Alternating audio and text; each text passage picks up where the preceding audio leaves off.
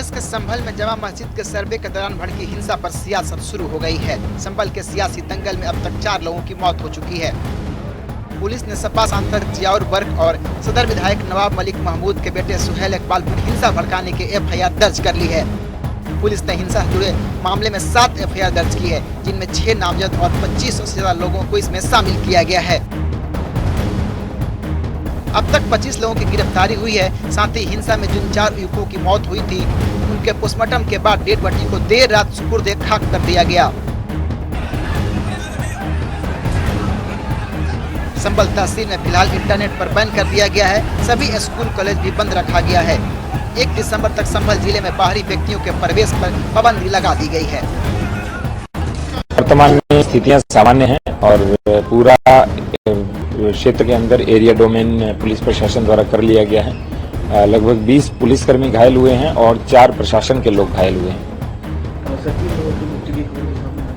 हाँ, वो उस समय जब जो बलवा करने वाले बलवा कर रहे थे तो उन्होंने तमंचों से आपस में भी फायरिंग की, क्योंकि तीनों ओर से वो मस्जिद के ऊपर पत्थरबाजी कर रहे थे। उस समय उसमें से 2 जो लोग थे उनके ऊपर ऐसी खबर है और अभी पोस्टमार्टम नहीं हुआ है। जैसे ही पोस्टमार्टम होगा उसके बाद स्थिति और स्पष्ट हो जाएगी। एक तो अभी जब कमिश्नर सर और DIG सर आए थे तभी भी एक इलीगल वेपन से अटैक हुआ था और एक घर से पत्थरबाजी भी हुई थी, जिसमें महिलाओं ने भी पत्थरबाजी की थी। उन महिलाओं को भी गिरफ्तार किया है और महिलाओं के अतिरिक्त लगभग 20 के आसपास जो पुरुष थे उनको भी गिरफ्तार किया गया। अभी अंडर कंट्रोल है सर। मृतकों के परिजन का दावा है कि पुलिस की गोली से मौत हुई है, जबकि पुलिस कमिश्नर ने कहा है कि पुलिस फायरिंग में कोई मौत नहीं हुई है। हमलावरों की फायरिंग में युवक की जान गई है। संभल पुलिस ने हिंसा से जुड़े उपद्रवियों के पहली बार फुटेज जारी किए हैं। रविवार सुबह 6:30 बजे DM SP के साथ एक टीम सर्वे करने पहुंची थी। टीम को देखकर मुस्लिम समुदाय के लोग भड़क गए। कुछ ही देर में करीब 2 से 3 हजार लोग जमा मस्जिद के बाहर पहुंच गए। पुलिस ने रोकने की कोशिश की तो भीड़ में शामिल लोगों ने पथराव कर दिया। इसके बाद भगदड़ जैसे हालात हो गए। छतों से भी जमकर पथराव किया गया। भारी पथराव के कारण पुलिस को कुछ देर के लिए भागना पड़ा। बवाल इतना बढ़ गया कि पुलिस ने पहले आंसू गैस के गोले दागे,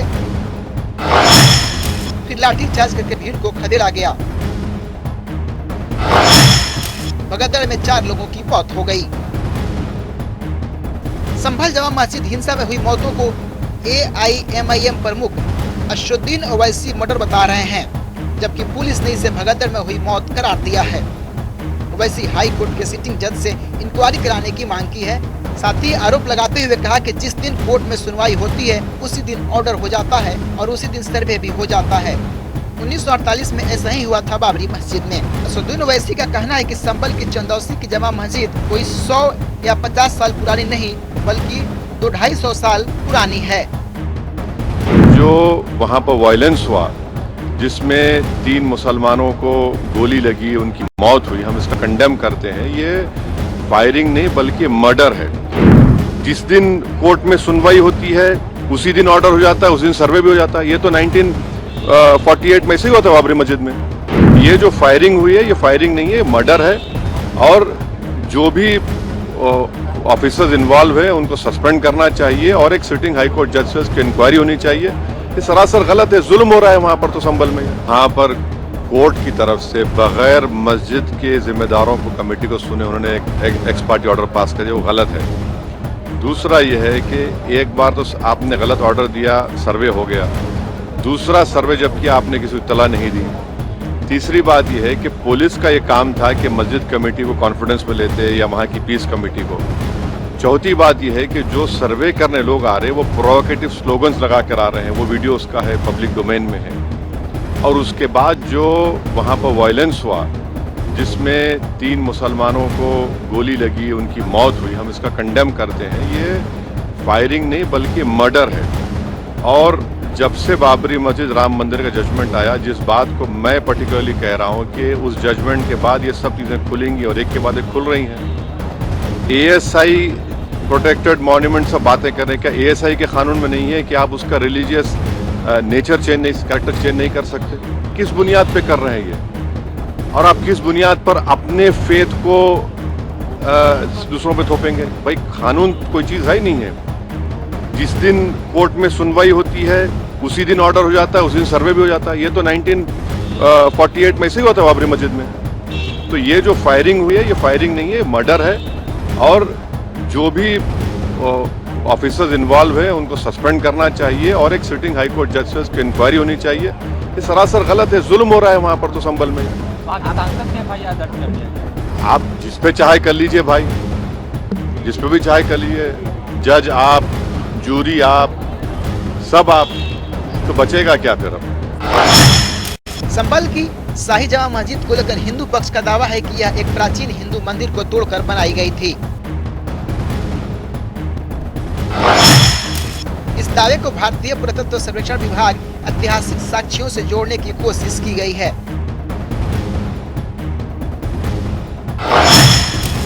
एएसआई की 1875 की रिपोर्ट में इस मस्जिद में मौजूद एक शिलालेख का उल्लेख सबसे बड़ा प्रमाण बताया गया है।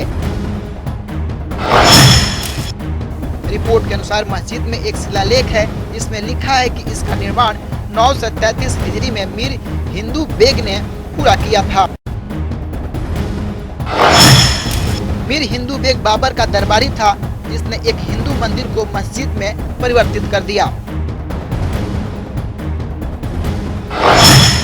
एएसआई के मुताबिक यह शिलालेख इस बात का प्रमाण है कि मस्जिद का निर्माण हिंदू धार्मिक स्थल को बदलकर किया गया था। संभल की जामा मस्जिद को लेकर हिंदू पक्ष ने दावा किया है कि इसे भगवान विष्णु के हिंदू मंदिर को तोड़कर बनाया गया था। इस दावे का आधार बाबरनामा और भारतीय पुरातत्व सर्वेक्षण की रिपोर्ट को माना जा रहा है। एएसआई की 1875 की रिपोर्ट में भी कई ऐसे साक्ष्य दर्ज हैं जो हिंदू मंदिर के अस्तित्व की ओर संकेत करते हैं। मस्जिद के हिंदू खंबे मुस्लिम खंबों से अलग हैं और विशुद्ध हिंदू वास्तुकला का प्रतीक है। एएसआई के अनुसार मस्जिद के गुंबद का जीर्णोद्धार हिंदू सम्राट पृथ्वीराज चौहान के शासनकाल में हुआ था। मस्जिद की संरचना में हिंदू मंदिर के कई चिन्ह पाए गए हैं जिन्हें बाद में प्लास्टर से ढक दिया गया।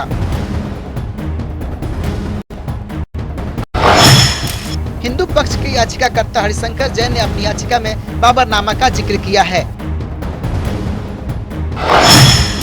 बाबरनामा जिसे बाबर ने खुद लिखा था और ब्रिटिश ओरिएंटलिस्ट एनेट बेवरिज ने अनुवाद किया।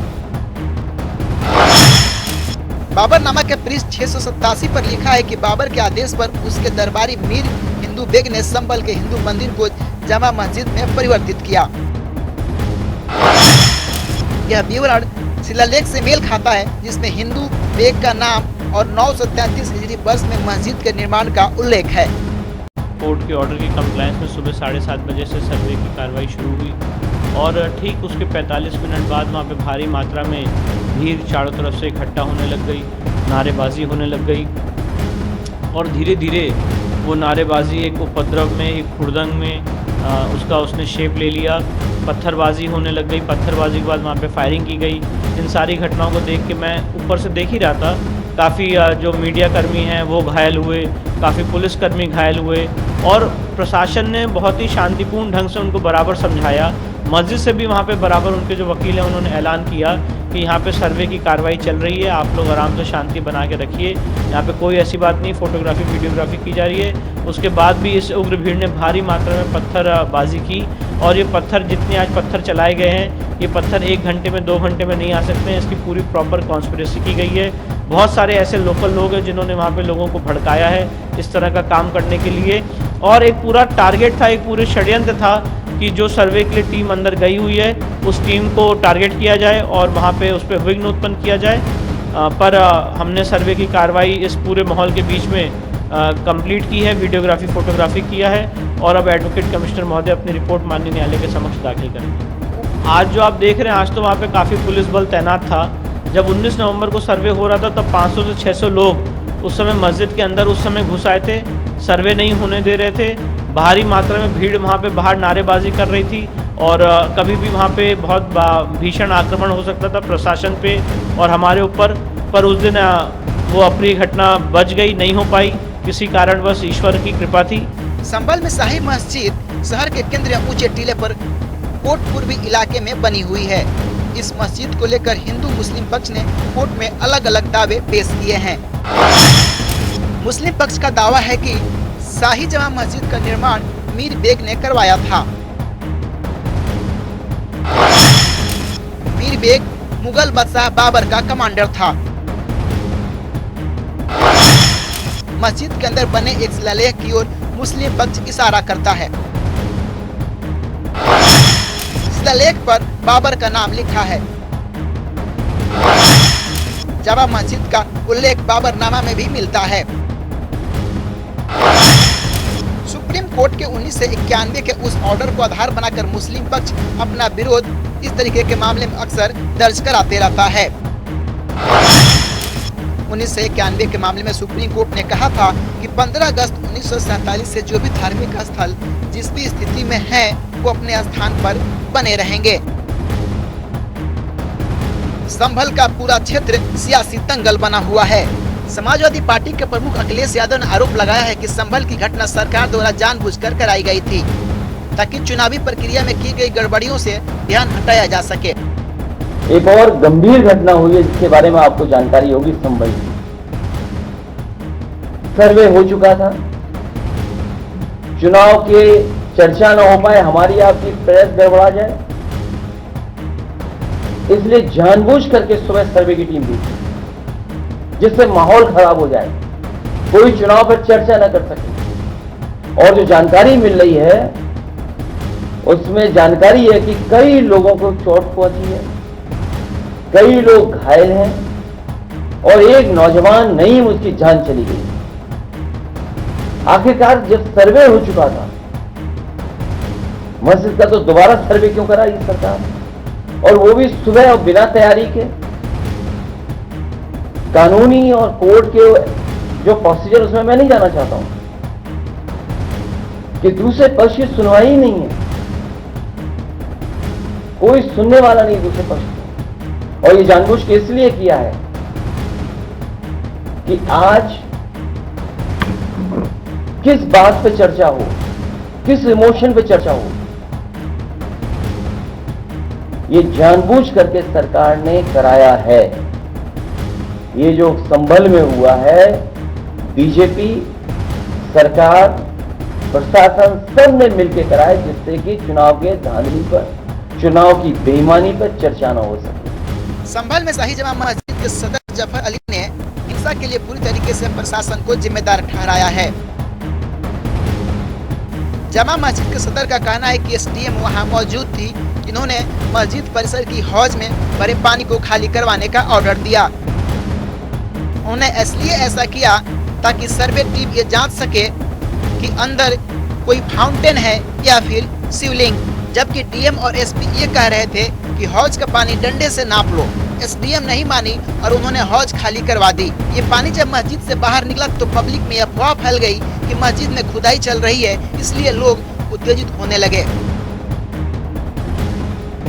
ये सिर्फ और सिर्फ मैं फिर दोबारा बता रहा हूँ कि पानी छोड़ देने से हुआ है। पानी छोड़ने से तमाम पब्लिक भ्रम में आ गई और उन्होंने ये कहा कि बगैर किसी सूचना के खुदाई कैसे हो रही है। एसडीएम संभल ने जिद की वहां पर कि इसका पानी खाली कराया है, जबकि एसपी महोदय और डीएम महोदय ये कह रहे थे कि नहीं डंडे से नाप लो। जैसे ही पानी छूटा तमाम पब्लिक में भ्रम फैल गया कि उसकी जामा मस्जिद की खुदाई हो रही है। आप लोगों ने समझाया पब्लिक को, आप लोगों की तरफ से? हम लोग क्योंकि मस्जिद परिसर में मौजूद थे और हमने अनाउंस भी किया, पब्लिक को समझाया। लेकिन इसके साथ साथ मैं एक और कहना चाहूँगा कि पूरी तरीके से ये एसडीएम संभल और सीओ संभल की साजिश से हुआ है। सीओ संभल ने क्या किया? सीओ संभल ने ये किया कि जिस टाइम भीड़ इकट्ठा हो रही थी पानी को देखकर कि वहाँ भ्रम की स्थिति है, खुल रही है, तब उन्होंने उनसे सीओ साहब से ये मालूम करने की कोशिश करी कि आखिर जामा मस्जिद में क्या हो रहा है। तो उन्होंने उन्हें गालियाँ दी और लाठीचार्ज करा दी और ये भी कहा कि अगर ज़्यादा सवाल जवाब करोगे तो सबको ठोक दूंगा। सिर्फ ये पैनिक जो फैलाया है सीओ संभल और एसडीएम संभल ने फैलाया है। सदर साहब, जब एसडीएम जो हैं डीएम साहब के अधीन है और जब डीएम मना कर रहा है तो उन्होंने फिर उनका क्या मतलब कैसे कहना मान लिया एसडीएम का? फिर से जवाब सवाल करें। डीएम के एसडीएम अधीन है और डीएम में मना कर रहा है कि मेजरमेंट नहीं होगा, डंडे से नाप लो, और एसडीएम जोर दे रही, तो क्या डीएम साहब ने उस बात को उनको कुछ नहीं, जो मेरे सामने मैं वहाँ मौजूद था, उन्होंने एसडीएम साहब ने डीएम साहब ने और एसपी साहब ने ये कहा कि नहीं, इसकी गहराई जो है वो आप डंडे से नाप लें। वो नहीं मानी, बल्कि उन्होंने यहाँ तक कहा, फव्वारा चल रहा था कि इसे भी बंद कीजिए। तो हमने उनसे ये कहा कि ये तो चलता ही रहता है। अच्छा सदर साहब, जैसे आपने अनाउंस किया था, आपके पक्ष की जो भीड़ थी आपके समझा, और आप सम्मानित व्यक्ति हैं, आपने अनाउंस किया कि सर्वे पूरा हो गया है और अब कोई बात नहीं है, कहा था, सब मस्जिद से अनाउंस हुआ था, तो फिर ये भीड़ क्यों नहीं मानी? आपके समझाए थे। भीड़ इसलिए नहीं मानी कि भीड़ ये समझ रही थी कि अंदर खुदाई चल रही है, अंदर खुदाई चल रही है। उन्हें कोई समझाने वाला नहीं था। मैंने ही अनाउंस करके उनसे शांति बनाए रखने की अपील की है। उनसे ये कहा कि आप लोग अपने अपने घरों को जाएं, किसी तरह का कोई लड़ाई झगड़ा शोर शराबा न करें। संभल पर सियासत लगातार जारी है। हर दल के नेता हिंसा पर खुलकर अपनी प्रतिक्रिया दे रहे हैं। संभल हिंसा पर केंद्रीय मंत्री गिरिराज सिंह का कहना है कि यह घटना विपक्ष की ओर से की गई है। यह गोधरा कांड की तरह विपक्ष की पूर्व नियोजित रणनीति थी। यह सर्वेक्षण टीम पर हमला नहीं था, बल्कि भारत के संविधान और लोकतंत्र पर हमला था। वे देश को जलाना चाहते हैं, वे संभल को बांग्लादेश बनाना चाहते हैं। जो लोग मारे गए वे हमलावरों की गोली से मारे गए हैं। पुलिस की गोली से किसी की मौत नहीं हुई है, यह पोस्टमार्टम रिपोर्ट से स्पष्ट है। देश इसे बर्दाश्त नहीं करेगा।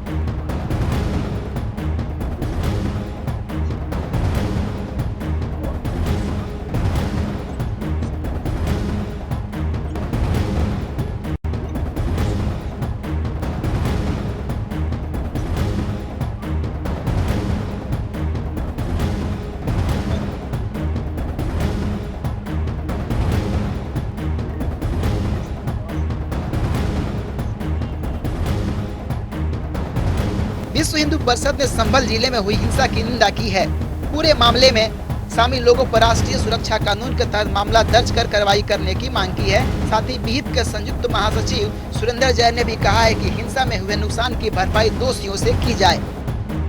संभल में कट्टरपंथी मुस्लिम समाज के द्वारा पुलिस के ऊपर जिस प्रकार से आक्रमण किया गया, पथराव किया गया, गोलियां चलाई गई, आगजनी की गई, वो घोर निंदनीय है। राहुल गांधी, वहां के सांसद, इन जैसे नेताओं समेत समाजवादी पार्टी और कांग्रेस के नेताओं, कट्टरपंथी मौलानाओं ने जिस प्रकार से इस अंधी हिंसा का समर्थन किया है वह चिंताजनक है। हमारी मांग है कि दंगा करने वालों और इन नेताओं को जिन्होंने भड़काया है, इनको तुरंत गिरफ्तार करके इन पर रासुका लगाई जानी चाहिए। जितना भी नुकसान हुआ है उस नुकसान की भरपाई भी इन दंगाइयों से करनी चाहिए और ऐसा सबक सिखाना चाहिए कि कोई और व्यक्ति न्यायपालिका के आदेश के क्रियान्वयन के अंदर इस प्रकार से बाधाएं डालने की हिम्मत ना कर सके और देश की संपत्ति के साथ खिलवाड़ न कर सके। आखिर पुलिस की यह कार्यवाही न्यायपालिका के आदेश पर ही तो थी। वो केवल सर्वे ही तो करवा रहे थे। यदि इनमें से किसी को भी आपत्ति थी क्या वो इससे ऊपर वाली अदालत में नहीं जा सकते थे? अरे भारत की न्यायपालिका तो याकूब मेनन जैसे आतंकवादी को भी सुबह 3 बजे भी अपना पक्ष रखने के लिए अवसर देती है।